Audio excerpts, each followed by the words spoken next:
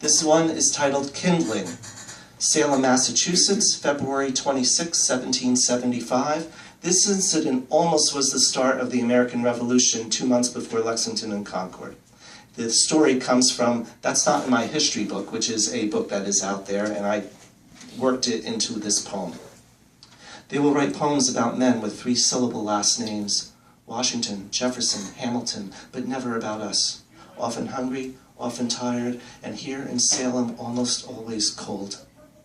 I look up tonight, see the Lord's glory in the sky and these stars, endless on tonight's icy talons. Then breathe into cold so severe my throat constricts and pain starts to gag. I enter, latch our door. I will layer upon layer of clothing, surround myself in the skin of that bear that's supposed to be on the floor, and even with that, I assure you, I still will be shivering. Wind will come. Through the floorboards, through the walls, through the roof, through the fireplace, where we will huddle through the evening, continually feeding kindling. I have a dark feeling tonight, a dark feeling. What is it with women and Salem? Something in the air that possesses them to bring about havoc? First we survived those girls. Then we survived the trials. We survived the humiliation, sought forgiveness for our sins. Now Sarah Tarrant opens her mouth today and nearly, look, I don't view women as property. I see them as the water that turns the wheel, the energy that pulls all our pieces together and more often than not makes everything cohere and work.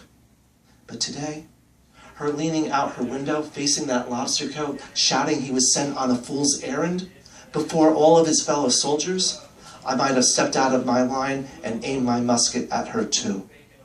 As if that weren't enough, loud enough for all to hear, fire if you have courage, but I doubt if you have it, then continues arguing. We all see him turning the red of his coat, musket still loaded, still aimed at her. Their brigade passing through our militia hidden in bushes, armed, ready. Thank the Lord for Colonel Leslie.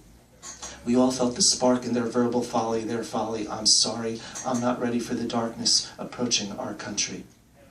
Oh, it's coming, soon enough.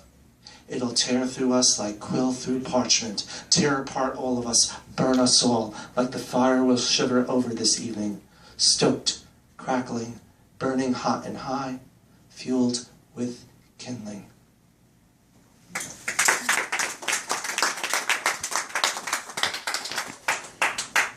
There had to be one poem set in Delaware. The Signal.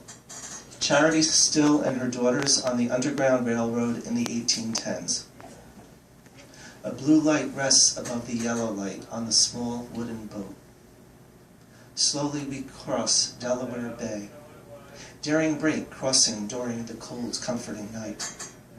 They jumpstart my bones, toss me a cloak, brush me from sullen stiffness over the railing, second deck. The blue of the light matches the blue of the Union Army, the blue behind the stars.